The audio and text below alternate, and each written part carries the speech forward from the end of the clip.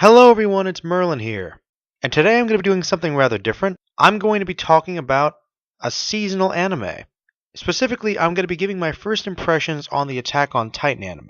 Now, I've read a little bit of the manga, and I have to say that I was interested, though I haven't been reading it that much lately. And I've kind of been dabbling on the idea of maybe doing some episode reviews or chapter reviews. I haven't quite decided if I'm going to do that yet, but the truth is I'd actually have to find a series that I really want to get into for that most people don't really talk about that much. And I might have found that one because after hearing all the hype about Attack on Titan, I was kind of curious and intrigued about the show, but I didn't really know a whole lot about it. I just knew the general idea based on the early chapters of the manga. So, really just spur of the moment, I decided to check out the first episode, and wow, I have to say, I was pretty blown away.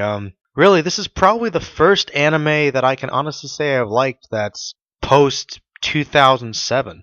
Most anime that I liked have actually been kind of before that cutoff point. So this might actually be the first current anime I've seen that I really, really like, at least based upon the first 3 episodes, which I just got done watching not too long ago. The series takes place in sort of an alternate universe, which is kind of an almost medieval setting, not quite steampunk, just with sort of an alternative to our concept of medieval technology. Though it could be a dystopian world, it's not really certain. It's probably more like an alternate version of Earth. But essentially, 100 years beforehand, these titans, they almost seem to be just an enormous, colossal, natural force. They're kind of like zombies, though it seems like there's an almost evil intent behind their visages. Though based upon this point in the series, it could just purely be that they're on a completely different level of the natural scale, seeing human beings as insects or something. All of human society is basically set in several nations that are all surrounded by a series of walls. And each territory in each nation is located within several sets of these walls.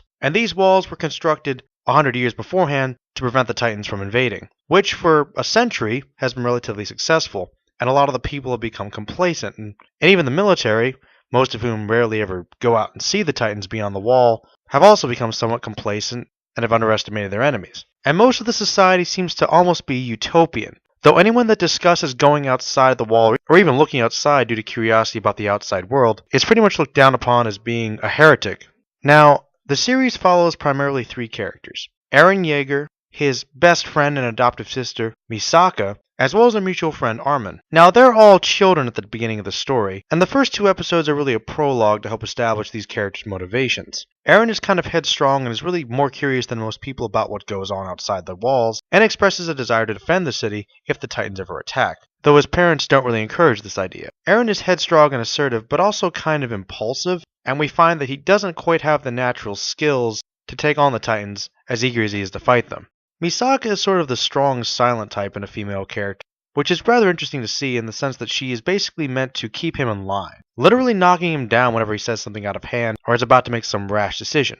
And Armin, who looks kind of like Kurapika from Hunter x Hunter, is kind of the more practical character, who seems a bit more fragile than the other 2, but adds a fresh perspective to things. Another interesting thing is that throughout the first 2 episodes of the series, it almost seems like Eren has moments of premonitions where he literally envisions what is going to happen in the future.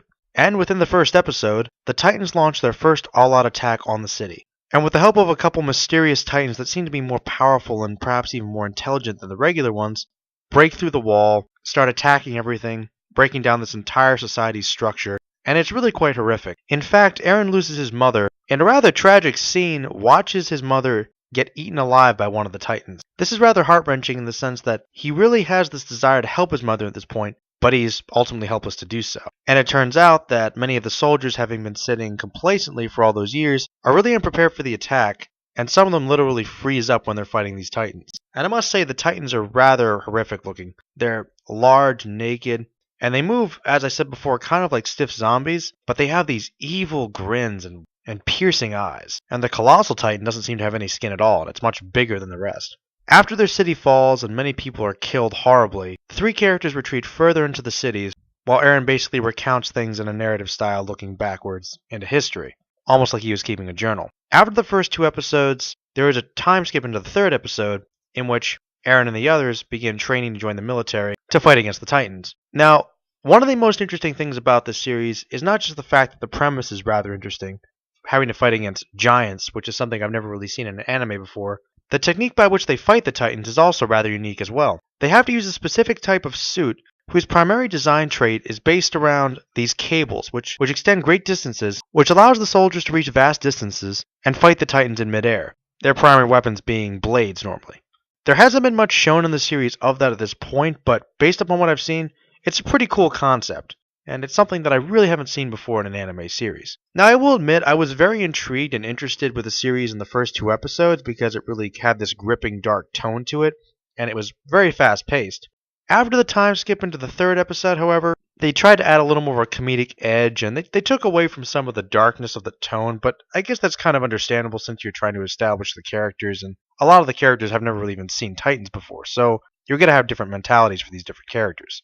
And also, one of the really interesting things that I have to recommend about this series is that even though it does have some of the same shonen tropes, I'd still say that it's probably bordering on being a dark shonen. The thing is this. In most shonen series, especially in an action-oriented series, the main character is kind of a prodigy. When it comes to fighting or whatever other task they're involved in, most of the heroes are pretty adept at gaining these abilities rather quickly. However, the cool thing about Eren is that it's not that easy for him to fight in the gear immediately. He's actually one of the few people that struggles with it, which is ironic because he feels this incredible desire to kill all the Titans, and basically it's a personal vendetta against them all after seeing what they do to his mother. But the thing is, he's actually one of the people in the training that's struggling the most, despite the fact that he probably wants to fight the Titans more than anybody else. So that's an interesting twist that I wouldn't have expected from a shonen series like this, and that's one huge point I have to give to it, which I would definitely add to recommending it to other people. However, by the end of the 3rd episode, with a bit of a struggle, he does show that he can grapple with the basics of the technique and the equipment that he's using. Otherwise, obviously, the series couldn't move forward. And the next episode will continue their training. My first impression of the show, I really have to say one of the best things about it is that the animation is fantastic. It's probably some of the best animation I've seen. I'm pretty sure that it's all computer generated, but even so, it's integrated very well. The designs, the coloring, it's really quite awesome. Though I will say, when there's a budget constraint, it's very noticeable because they do the berserk technique where they'll just go by using still panels for certain scenes and it just kind of interjects for random seconds. So that's one of the big animation issues I noticed. Not that it's that distracting, there's still good panels to use. Overall, the animation was very good though. I also have to say the opening is probably one of the most epic I've ever seen. It definitely hooked me right away. The main characters I'm actually liking so far. Other than Eren, we don't get a lot of insight into the other two, but based upon their relationship thus far, they are interesting characters and I do want to see what happens to them. I think the world's very interesting. I'm very interested to learn about the history of the city and the Titans, and I'm sure that there's going to be some kind of mystery about what the Titans actually are, what they're doing, why they're doing it, and I'm sure that that's going to be revealed further on. And who knows, I might actually do some episode reviews for this, because it's pretty cool, I have to say.